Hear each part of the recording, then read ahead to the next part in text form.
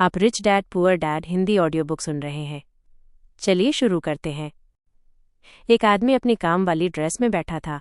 उसने खाकी पैंट और शर्ट पहनी हुई थी जो अच्छी तरह से प्रेस की हुई थी, पर टाई नहीं थी। उसने चमकते हुए काम करने वाले जूते भी पहने थे। वो मेरे डैडी से करीब 10 साल बड़ा रहा होगा। जब मैं और माइक उसके पास से होकर पीछे पोर्च की तरफ गए तो वो मुस्कुराया। मैंने भी थोड़ा शर्माते हुए मुस्कुरा दिया। ये कौन लोग हैं? मैंने पूछा। माइक ने बताया, ये मेरे डैडी के कर्मचारी हैं। ये आदमी उनके वेयरहाउस का काम देखता है और वो महिलाएं रेस्तरां की मैनेजर हैं। तुमने आते समय उस कंस्ट्रक्शन सुपरवाइजर को तो देखा ही होगा जो 50 मील दूर एक सड़क प्रोजेक्ट पर काम कर रहा है।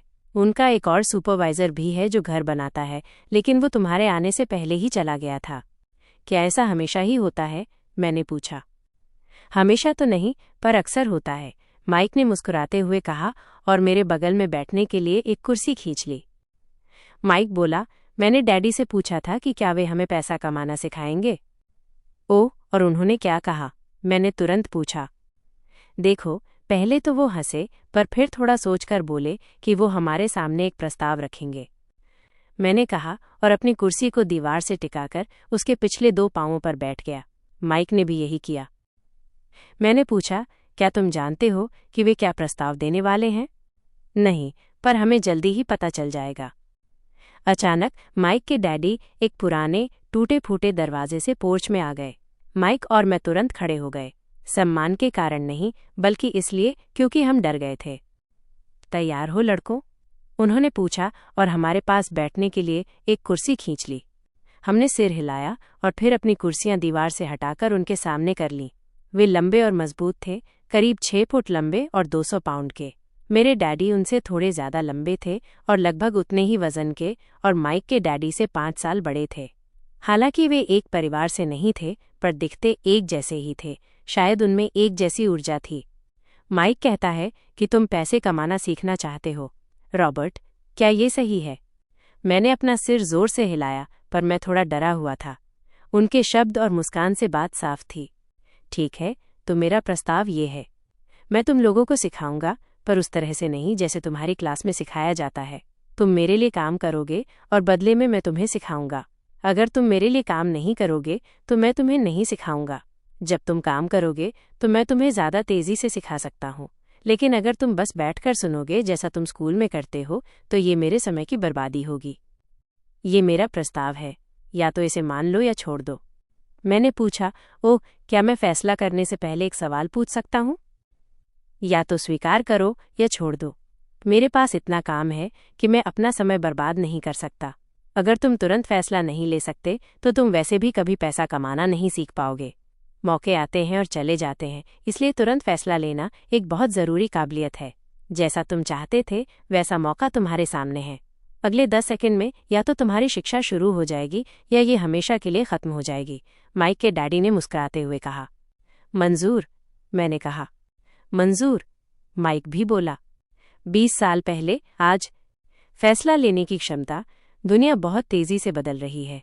शेयर बाजार के सौदे मिली सेकंड में हो जाते हैं। इंटरनेट पर सौदे मिनटों में आते और चले जाते हैं। ज़्यादा से ज़्यादा लोग अच्छे सौदों के लिए कोशिश कर रहे हैं। इसलिए आप जितनी तेज़ी से फैसला ले सकते हैं, आपके उस मौके को पकड़ने की संभावना उतनी ही ज़्यादा होती है किसी और के करने से पहले। बहुत बढ़िया, माइक के डैडी ने कहा। 10 मिनट में मिसेज मार्टिन आ जाएंगी। जब मेरी उनसे बात हो जाए तो तुम उनके साथ मेरे छोटे सुपरमार्केट में चले जाना और काम शुरू कर देना। मैं तुम्हें 10 सेंट प्रति घंटे की तनख्वाह दूंगा और तुम हर शनिवार को 3 घंटे काम करोगे। पर आज तो मेरा बेसबॉल मैच है, मैंने कहा। माइक के डैडी ने अपनी आवाज़ धीमी और कड़क करते हुए कहा, या तो मान लो वरना छोड़ दो। मैं इसे मानता हूँ, मैंने जवाब दिया और खेलने के बजाय काम करने और सीखने का फैसला किया। 30 सेंट पाने के बाद उस दिन सुबह 9 बजे माइक और मैं मिसेज मार्टिन के लिए काम कर रहे थे। वे एक अच्छी और सब्र वाली महिला थीं। वे हमेशा कहती थीं कि माइक और मुझे देखकर उन्हें अपने दोनों बच्चों की याद आती थी जो अब बड़े होकर दूर चले गए थे। हालांकि वे अच्छी थीं, पर वे कड़ी मेहनत में यकीन करती थीं और हमें लगातार काम में लगाए रखती थीं। हम 3 घंटे तक शेल्फ से डिब्बे उतारते, उन्हें फेदर डस्टर से साफ करते और फिर से अच्छी तरह से लगाते थे। ये बहुत ही बोरिंग और थका देने वाला काम था। माइक के डैडी को मैं अपना अमीर डैडी कहता हूँ। उनके पास ऐसे 9 छोटे सुपरमार्केट थे, हर एक में बड़ी पार्किंग थी। वे 7-Eleven कन्वीनियंस स्टोर्स के शुरुआती रूप थे, छोटे किराना स्टोर जहां लोग दूध, ब्रेड, बटर और सिगरेट जैसी चीजें खरीदते थे। दिक्कत ये थी कि तब हवाई में एयर कंडीशनिंग ज़्यादा नहीं थी और गर्मी की वजह से स्टोर्स के दरवाजे बंद नहीं होते थे। सड़क और पार्किंग की तरफ वाले दरवाजे खुले रहते थे। जब भी कोई कार पास से गुजरती या पार्किंग में खड़ी होती तो धूल का गुबार उठता और स्टोर में आकर डिब्बों पर बैठ जाता था। हम जानते थे कि जब तक एयर कंडीशनिंग नहीं आएगी तब तक हमारे पास नौकरी रहेगी। 3 हफ्तों तक माइक और मैं मिसेज मार्टिन के पास जाते रहे और 3 घंटे काम करते रहे। दोपहर तक हमारा काम खत्म हो जाता था और वे हमें 3 छोटे सिक्के दे देती थीं। देखिए, 1950 के दशक में 9 साल की उम्र में 30 सेंट कमाना कोई बहुत बड़ी बात नहीं थी। उस समय कॉमिक बुक्स 10 सेंट में मिलती थीं, इसलिए मैं अपना पैसा कॉमिक बुक्स पर खर्च करता और घर चला जाता था। चौथे हफ्ते के बुधवार तक मैंने काम छोड़ने का मन बना लिया था। मैं सिर्फ इसलिए काम करने को तैयार हुआ था क्योंकि मैं माइक के डैडी से पैसे कमाना सीखना चाहता था और अब मैं 1 घंटे में 10 सेंट के लिए गुलामी कर रहा था। उससे भी बढ़कर उस पहले शनिवार के बाद मैंने माइक के डैडी को देखा तक नहीं था। मैं काम छोड़ रहा हूँ, मैंने लंच के समय माइक को बताया। स्कूल बोरिंग था और अब मेरे पास शनिवार भी नहीं थे जिनका मैं इंतज़ार करूं, पर ये 30 सेंट ही थे जिन्होंने मुझे परेशान कर दिया था। इस बार माइक मुस्कुराया। तुम क्यों हंस रहे हो? मैंने गुस्से और निराशा में पूछा।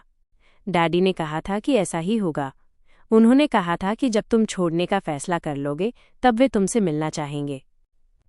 मैंने आवेश में कहा। वे इंतज़ार कर रहे थे कि मैं थक जाऊं। कुछ, माइक बोला। डैडी अलग तरह के हैं। वे तुम्हारे डैडी की तरह नहीं सिखाते। तुम्हारे मम्मी डैडी बात करके सिखाते हैं, मेरे डैडी शांत रहते हैं और कम बोलते हैं। तो तुम इस शनिवार तक इंतज़ार कर लो। मैं उन्हें बता दूंगा कि तुम काम छोड़ रहे हो। तुम्हारा मतलब है मेरे साथ एक तरह का खेल खेला गया है? नहीं, असल में नहीं, पर शायद हाँ भी। डैडी शनिवार को बता देंगे। शनिवार को इंतज़ार। मैं माइक के डैडी का सामना करने के लिए तैयार था। मेरे असली डैडी भी उनसे नाराज़ थे। मेरे असली डैडी, जिन्हें मैं गरीब डैडी कहता हूँ, सोचते थे कि अमीर डैडी बाल मजदूरी के खिलाफ कानून तोड़ रहे थे और उनकी जांच होनी चाहिए। मेरे सख्त गरीब डैडी ने मुझसे वो मांगने को कहा जिसका मैं हकदार था, कम से कम 25 सेंट प्रति घंटा। गरीब डैडी ने मुझसे कहा कि अगर मेरी तनख्वाह नहीं बढ़ती है तो मुझे तुरंत नौकरी छोड़ देनी चाहिए। वैसे भी तुम्हें उस घटिया नौकरी की ज़रूरत नहीं है, मेरे गरीब डैडी ने गुस्से में कहा। शनिवार की सुबह 8 बजे मैं माइक के घर पहुंचा और दरवाज़ा माइक के डैडी ने खोला। बैठ जाओ और अपनी बारी का इंतज़ार करो, उन्होंने मेरे अंदर आते ही कहा। फिर वे मुड़े और बेडरूम के पास बने अपने छोटे से ऑफिस में चले गए। मैंने कमरे में चारों तरफ देखा पर मुझे माइक कहीं नहीं मिला। अजीब महसूस करते हुए मैं धीरे से उन 2 महिलाओं के पास बैठ गया जिन्हें मैंने 4 हफ्ते पहले देखा था। वे मुस्कुराईं और सोफे पर मेरे लिए थोड़ी जगह बना दी। 45 मिनट बीत गए और मैं बहुत गुस्सा हो गया। करीब 30 मिनट पहले दोनों महिलाएं उनसे मिलकर जा चुकी थीं। एक अधेड़ उम्र का आदमी वहां 20 मिनट तक बैठा था और वो भी अब चला गया था। घर खाली था और मैं हवाई के उस खूबसूरत दिन में एक सीलन भरे अंधेरे लिविंग रूम में बैठा था। एक लालची आदमी से बात करने का इंतजार कर रहा था जो बच्चों से काम करवाता था। मुझे उनके ऑफिस में कागजों के सरकने की आवाज़ सुनाई दे रही थी। वे फ़ोन पर बात कर रहे थे और मुझे अनदेखा कर रहे थे। मैं बिना मिले ही जाने को तैयार था, पर किसी वजह से मैं रुक गया। आखिरकार 15 मिनट बाद ठीक 9 बजे अमीर डैडी अपने ऑफिस से बाहर आए। बिना कुछ कहे उन्होंने मुझे हाथ से अंदर आने का इशारा किया। अमीर डैडी ने अपनी घूमने वाली कुर्सी को घुमाते हुए कहा, मुझे लगता है कि तुम या तो अपनी तनख्वाह बढ़वाना चाहते हो या नौकरी छोड़ना चाहते हो। मेरी आंखों में आंसू थे और मैंने कहा, देखिए, आप अपने वादे को पूरा नहीं कर रहे हैं। 9 साल की उम्र में किसी बड़े आदमी का सामना करना वाकई डरावना था।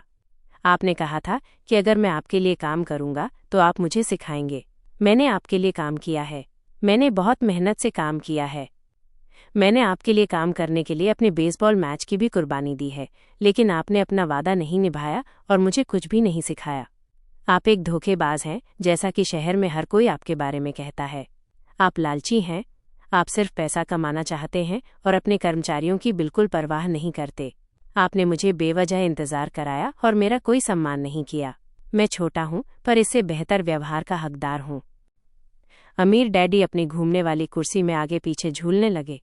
अपनी ठोड़ी पर हाथ रखकर उन्होंने मुझे ध्यान से देखा। बुरा नहीं है, उन्होंने कहा। 1 महीना भी नहीं हुआ और तुम वही बातें कह रहे हो जो मेरे ज्यादातर कर्मचारी कहते हैं। मैंने पूछा।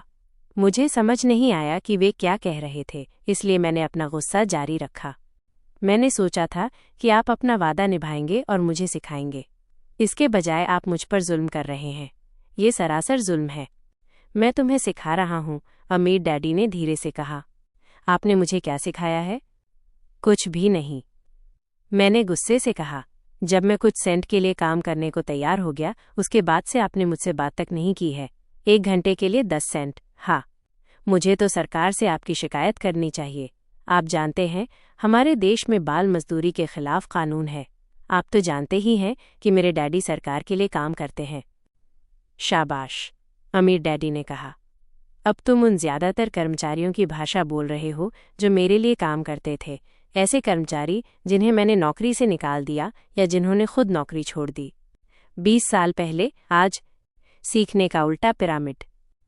एडगर डेल को हम ये सिखाने का श्रेय देते हैं कि हम सबसे अच्छे तरीके से काम करके, असल में कोई काम करके या सिमुलेशन के जरिए सीखते हैं। इसे कई बार अनुभवजन्य सीखना भी कहते हैं। डेल और उनका सीखने का शंकु हमें बताते हैं कि पढ़ना और लेक्चर सुनना सीखने के सबसे कम असरदार तरीके हैं, और हम सभी जानते हैं कि ज्यादातर स्कूल हमें इसी तरह सिखाते हैं, पढ़ाकर और लेक्चर देकर।